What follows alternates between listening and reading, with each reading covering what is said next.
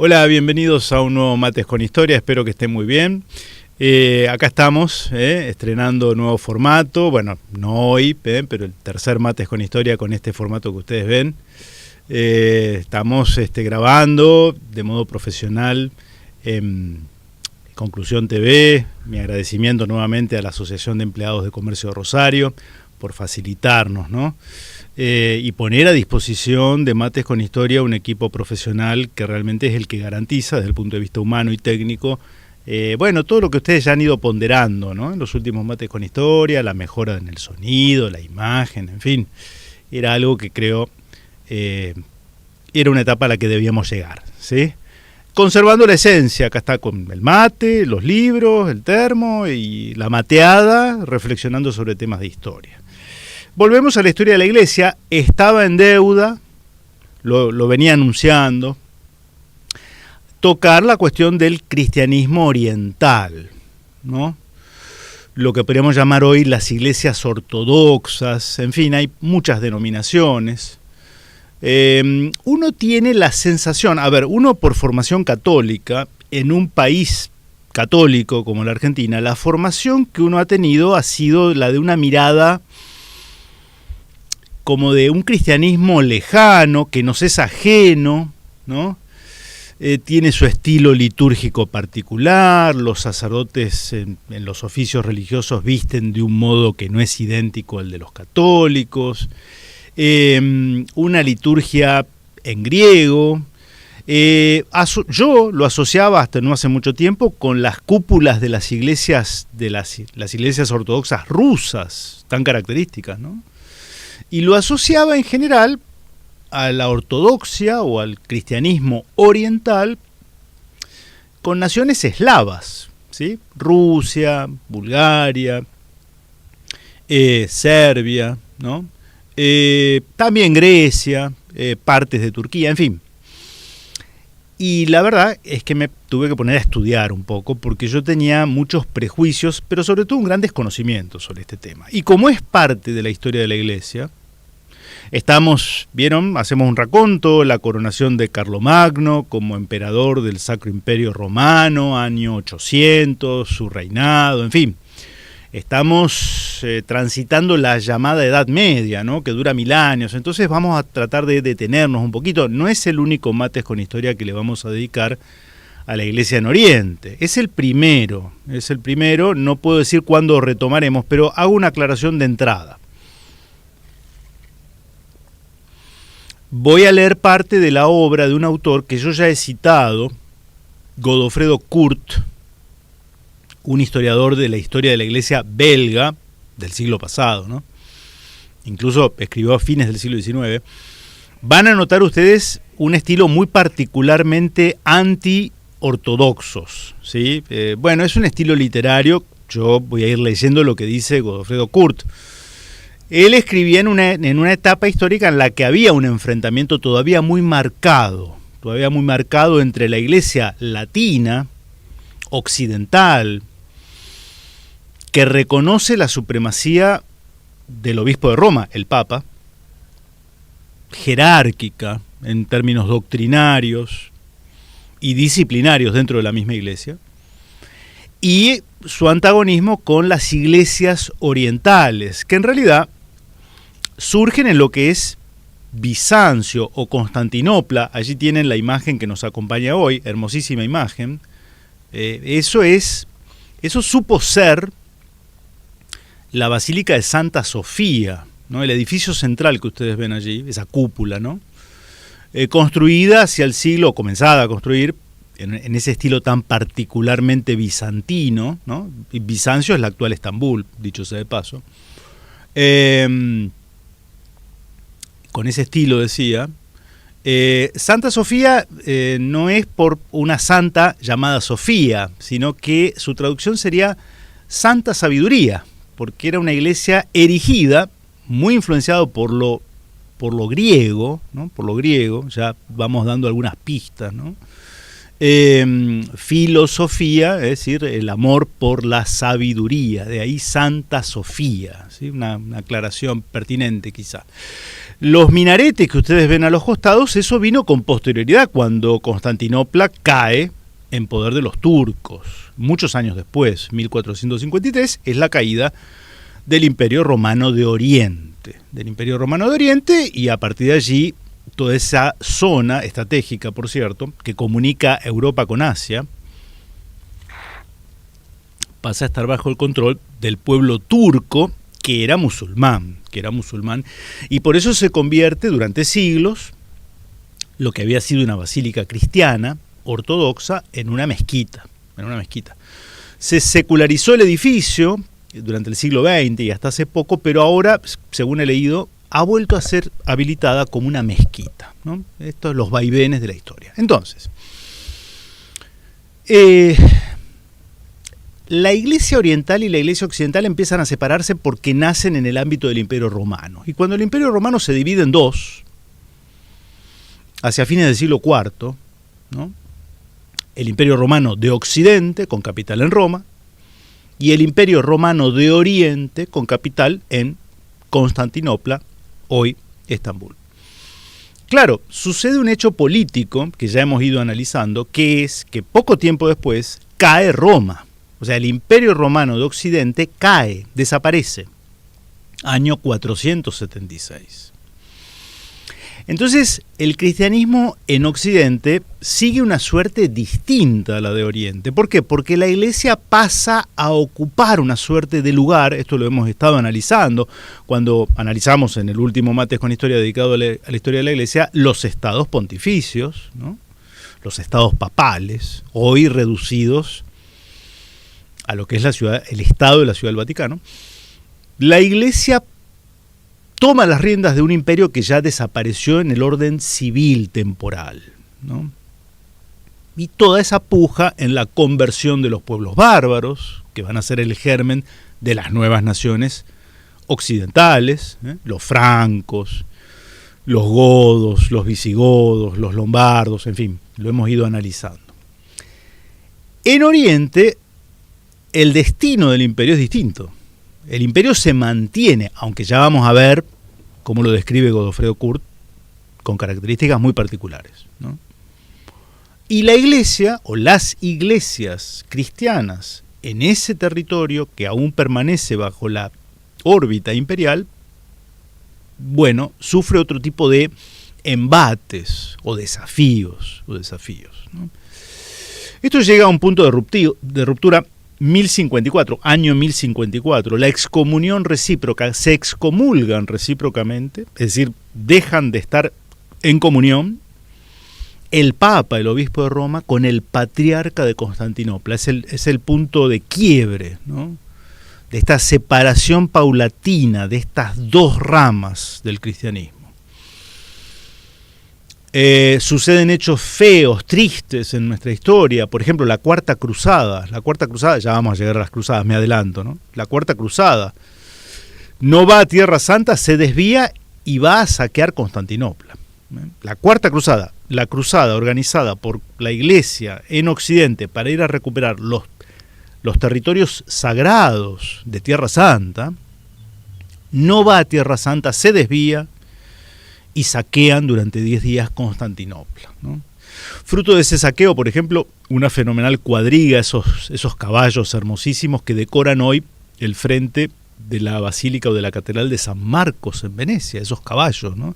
Esos caballos fueron saqueados por los venecianos en la Cuarta Cruzada, decoraban el hipódromo de Constantinopla, ¿no? En fin, se van ahondando esa división, ese cisma, pero no todos son malas noticias. Afortunadamente la historia también vuelve, y hubo un primer gesto simbólico muy fuerte cuando el Papa Paulo VI, en 1965, viaja al este y se abraza con el entonces patriarca de Constantinopla, Atenágoras, ¿no? El abrazo, ¿eh?, entre el obispo de Roma y el patriarca de Constantinopla. El patriarca de Constantinopla es como la no es el Papa, porque ellos no tienen esa estructura jerárquica que va a adquirir la Iglesia Católica a lo largo del tiempo, pero es un poco el primus inter pares entre los patriarcas ortodoxos. Es como la voz moral, ¿no?, de la ortodoxia a nivel mundial. Entonces, en la década del 60, hace ya unas décadas, Paulo VI, su abrazo, y se levantan recíprocamente las excomuniones, siendo entonces patriarca de Constantinopla, Atenágoras, ¿no? Y hace menos años, una visita del entonces pontífice romano, Benedicto XVI, ¿no?, el anterior pontífice, también visita lo que sería hoy Turquía, y se abraza con el patriarca Bartolomé, reafirmando esta tendencia a ir caminando hacia restablecer la plena comunión, ¿no? El Papa Francisco incluso ha hecho declaraciones diciendo que la Iglesia está dispuesta a revisar el rol del obispo de Roma, porque acá hay un tema con los ortodoxos, con quienes no tenemos, los católicos, mayores diferencias a nivel teológico, doctrinario, ¿no?, pero sí respecto de cuál es el rol del Papa, ¿no? Para los católicos, el Papa es, en una estructura jerárquica, la última voz autorizada en materia de fe y doctrina, ¿sí? Esto hemos hecho el deslinde, ¿no? El Papa como pastor de la Iglesia Universal y el Papa como jefe de un Estado. Son dos cosas distintas, ¿no? Bien, Francisco ha dicho, esto se puede discutir, ¿no? Han cambiado tantos los tiempos y quizá sea hora de que los cristianos de todas las vertientes habidas y por haber pensemos seriamente en esto de, bueno, constituir aquello que nos mandó Cristo, ¿no? Un solo rebaño y un solo pastor, ¿no? En fin, esto es una expresión de deseo. Pero para eso, y para entender esto, hay que ir a la historia, ¿no?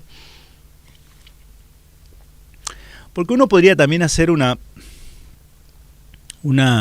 pregunta, ¿no? ¿Qué hubiera pasado si hubiera sido al revés la caída de Roma? Si la que hubiera caído en poder de los bárbaros hubiera sido Bizancio o Constantinopla, y en cambio Roma hubiera permanecido 1000 años más, con emperadores, en fin, ¿no? Bueno, ¿cómo hubiera sido esa historia? La historia de la Iglesia romana en su vínculo con el imperio. Nos cuesta imaginarlo porque no es parte de la historia de la Iglesia de Occidente. ¿Qué va diciendo Godofredo Kurt? Y yo me voy a permitir hacer alguna que otra glosa. Él es muy crítico, ¿eh? Yo estoy en tratativas y de hecho he hecho consultas para suscriptores que siguen Mates con Historia, que son ortodoxos, y por lo tanto porque quiero tener también la versión de esta cuestión histórica de autores ortodoxos. Me parece lo más lógico, ¿no? Así que ya me han estado acercando material. Lo que pasa es que me demanda un tiempo de lectura, ¿no? Pero estamos en eso. El ambiente en que revivían tales pretensiones de cesarismo se encontraba maravillosamente preparado para acogerlas. No se encontraba ya entre las poblaciones de Oriente aquella integridad moral del individuo y aquella firmeza del espíritu público que constituían la fuerza del cristianismo occidental, pues habían sufrido el doble contagio de las costumbres y de las ideas de sus vecinos de Asia. Bizancio era un imperio romano de nación griega, y de costumbres orientales. Es interesante esto.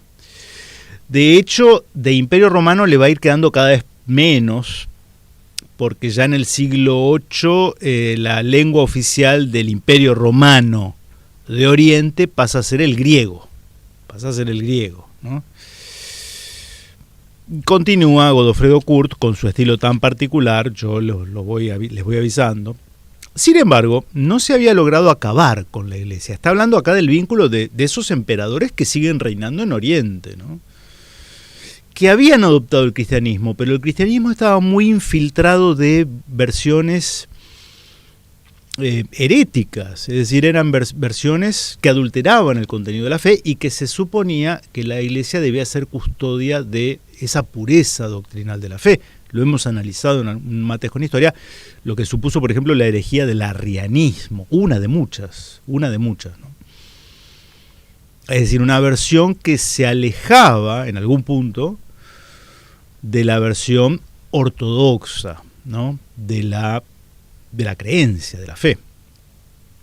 Si el Oriente permanecía mudo ante los atentados del poder temporal, una voz intrépida continuaba elevándose desde el fondo de Occidente y ella venía a despertar las conciencias adormecidas y a turbar en su seguridad a los violadores del derecho y la justicia. Era la voz del papado, que sonaba como grito de dolor cada vez que la iglesia era herida y cuyos acentos sobrehumanos hacían estremecer y temblar al mundo. Bueno, Kurt tiene este estilo, ¿no? A todo precio era preciso callar aquella boca insolente que ponía en discusión los principios constitucionales y que parecía desafiar la omnipotencia del poder civil. Nada se había ganado mientras la sede de Roma pudiese protestar impunemente, porque ella, quiérase o no, era la cabeza de la iglesia, y todo el mundo estaba persuadido de ello en Oriente y Occidente. Acá hay un tema de fondo, que es lo que se va a llamar, o se conoce en historia, como el césaropapismo. El césaropapismo, es decir, la combinación de dos palabras, César y Papa, ¿no? Al continuar la existencia de los emperadores en Oriente, a diferencia de lo que sucedió en Occidente, que desapareció la figura del imperio, y la iglesia lo que hace es tomar esa posta en el orden del gobierno civil, pero era un lugar vacante. En Oriente lo que se va a producir es este fenómeno de la iglesia sometiéndose al poder temporal de los emperadores.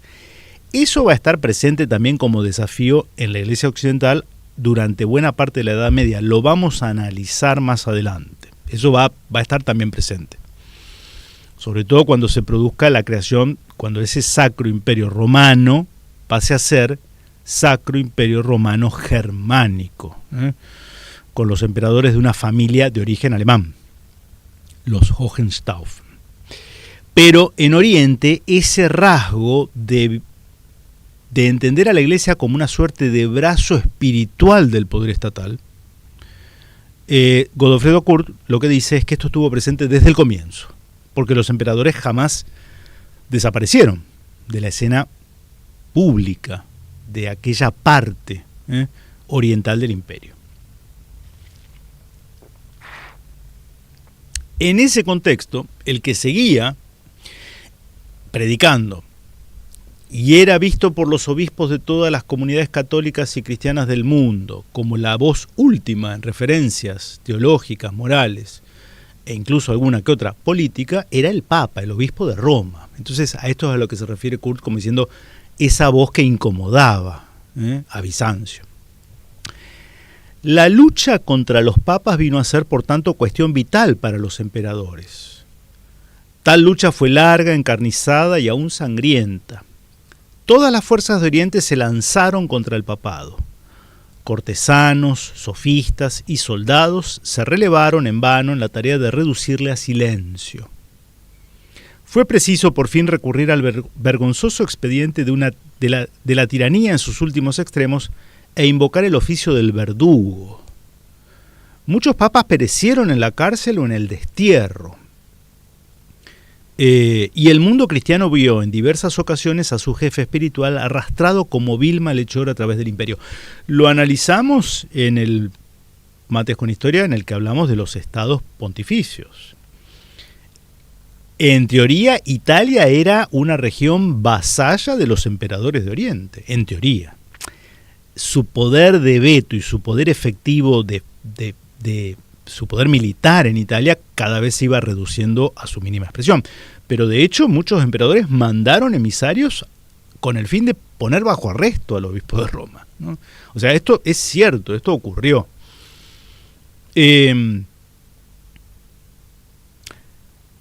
Pero si bien se hacía morir a los papas, no se conseguía apagar su voz.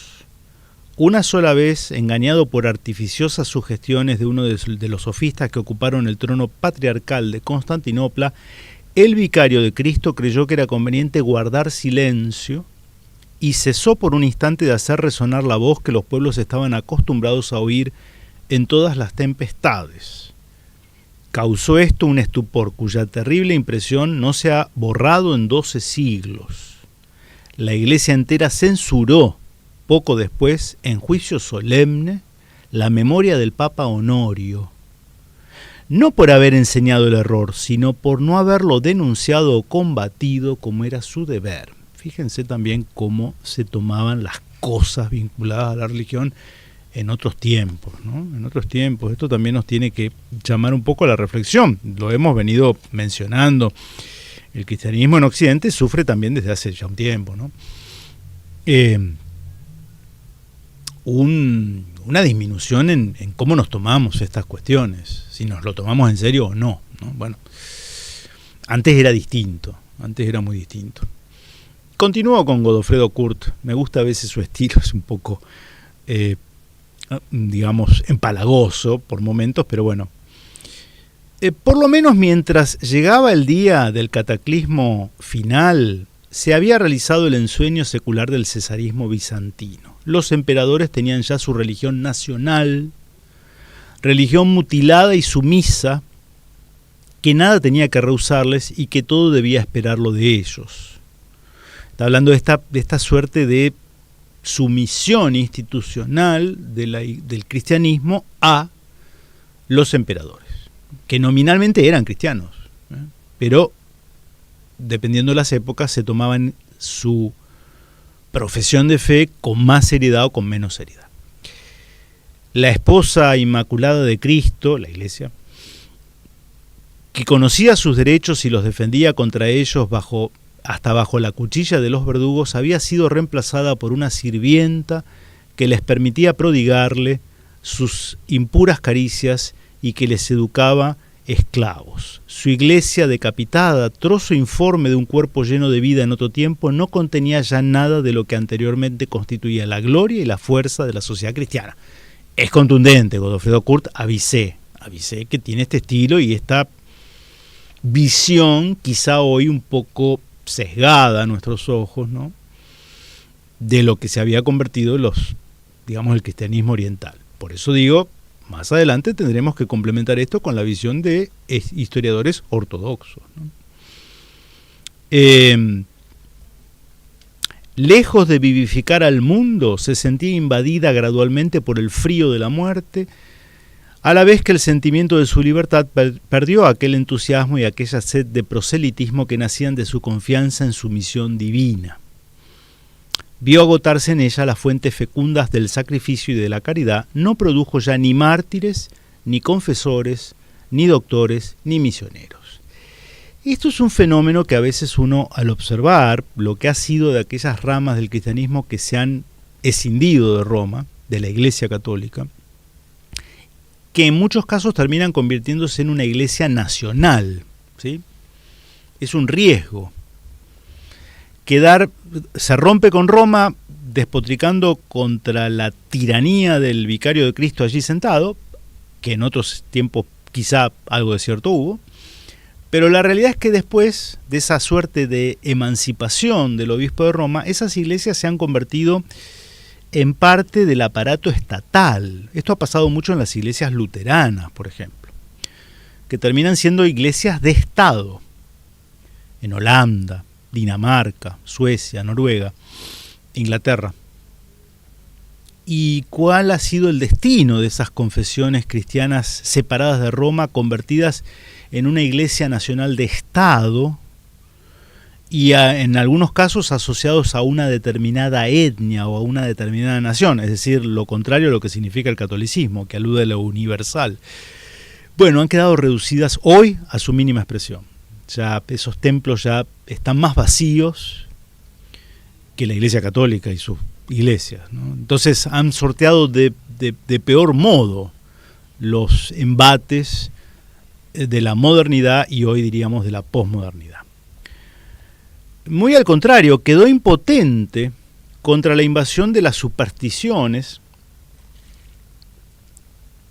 que acabaron por introducirse casi legalmente en el culto, bajo los auspicios de los soberanos y con el favor de la multitud.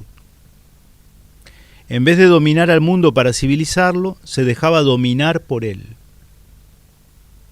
Cada vez que las circunstancias la solicitaban para alguna iniciativa generosa, se limitaba a mirar al trono y sin alegría ni honor, ejecutaba servilmente las órdenes que recibía de más arriba. La reina de las almas estaba rebajada al nivel de una institución pública. Su sacerdocio se convirtió en un cuerpo de funcionarios. Sus sacerdotes se hicieron popes y sus patriarcas vinieron a ser complacientes capellanes de corte que temblaban ante el poder del emperador. Ellos tan altaneros frente al sumo pontífice. El pueblo despreciaba a este clero que no sabía respetarse a sí mismo. Y, saltando por encima de la cabeza de los prelados, sus piadosos homenajes iban hacia la corona, única fuente de devoción pública. Está denunciando, por tanto, Kurt, una suerte de reducción del cristianismo a un mero formalismo exterior, ¿no? Aquella iglesia agonizante conservaba, sin embargo, apariencias de vida y prosperidad. Al ver el esplendor inusitado y la majestad totalmente romana de la liturgia en los días solemnes, al considerar la ardiente pasión de la muchedumbre por el culto de la Virgen Santísima, al contar los innumerables monasterios esparcidos por todas las partes del imperio, un observador superficial hubiese podido creer en una rica y poderosa vitalidad religiosa. En fin, reconoce que también, yo para me echar un poco, porque si no, Godofredo Kurt, insisto, es un autor católico que tiene una obra de defensa de la historia de la Iglesia Católica en momentos en los cuales, bueno, había un combate dialéctico al menos, ¿sí? Y voy cerrando este primer Mates con historia de la Iglesia o del cristianismo, si quieren, más atinado hoy, para esta aproximación al mundo ortodoxo, al mundo del cristianismo oriental, del que creo que los occidentales conocemos tan poco, ¿no? Quedaba, sin embargo, algo de romano en la sociedad bizantina, la inmensa ambición del pueblo imperial y su constante pretensión de dominar al mundo. Seguían siendo la sede del emperador.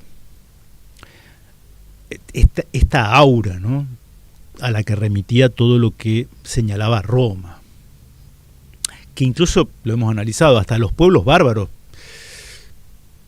se veían intimidados en algún punto, ¿no?,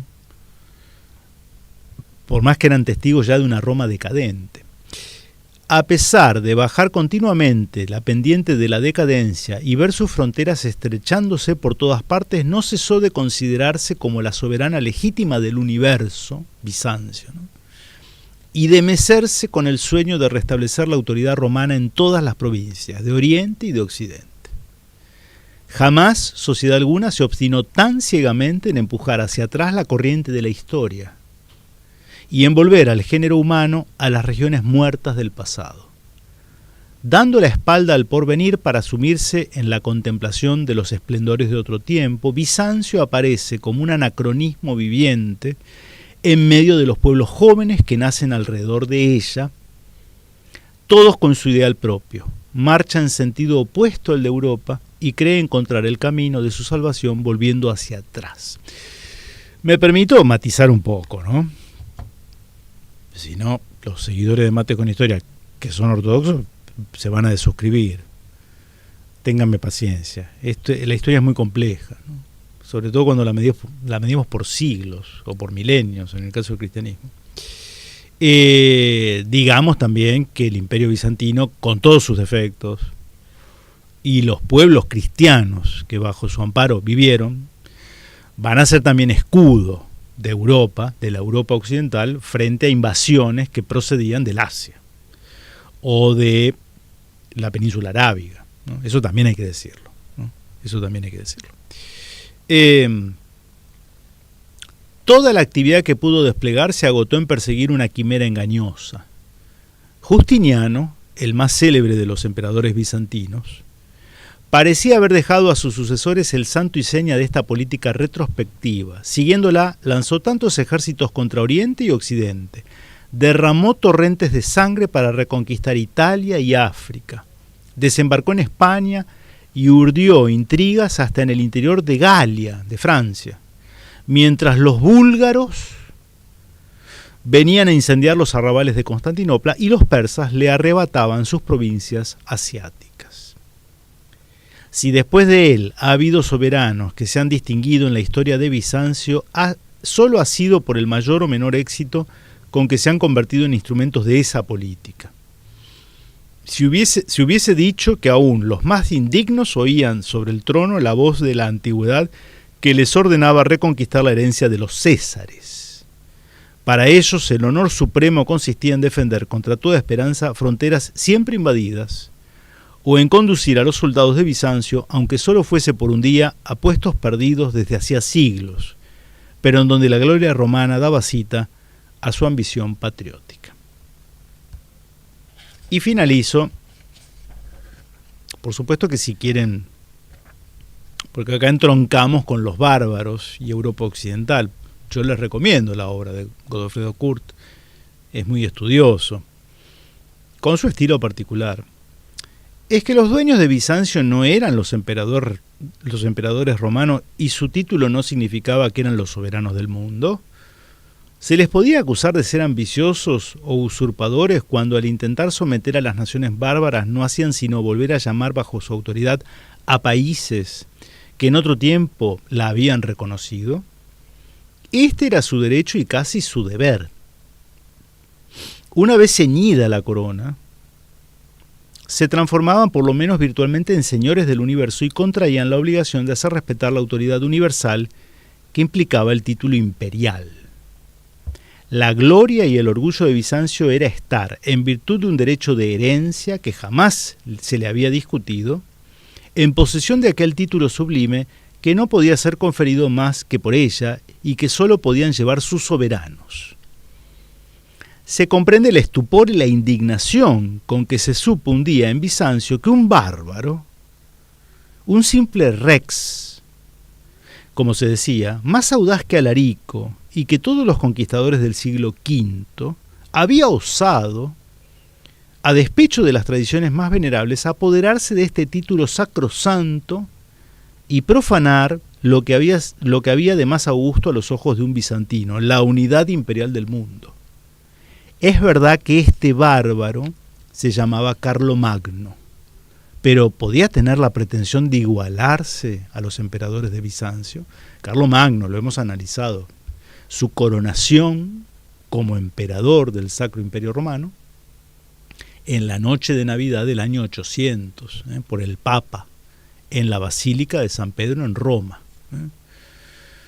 Y lo que significó una jugada política, porque teóricamente no podía ostentar ese título. Bizancio no quiso ratificar el acto de usurpación de un príncipe franco y continuó rehusando enérgicamente el título imperial a él y a sus sucesores, por más desarmada que se encontrase frente a los Carlos y a los Otones. Un dato curioso. Así como lo que mencionábamos al comienzo, la Basílica de Santa Sofía, que no es por una santa que se llamara Sofía, sino traducida literalmente sería Santa Sabiduría, ¿no? Santa Sabiduría, por el origen griego de la palabra, el origen etimológico, ¿no? Cuando cae el último emperador de Bizancio en 1453, antes de morir, no recuerdo ahora el nombre, creo que era Manuel, le vende el título de emperador del Imperio Romano de Oriente a los reyes católicos de España. Se los vende, les vende el título nobiliario, ¿sí? Ya no lo podía ejercer, había sido derrotado. Creo que fue en 1502. En 1502, esto lo chequeé hasta donde pude, ¿no? Pero los reyes españoles nunca ostentaron ese título. El rey de España al día de hoy, Felipe VI, el rey de España actual, tiene un montón de títulos nobiliarios, ¿no? Duque, en fin. Incluso todavía ostenta el título honorífico de rey de Jerusalén, el rey de España. Bueno, pude averiguar eso y también serían los herederos del título de emperadores de Oriente, ¿no?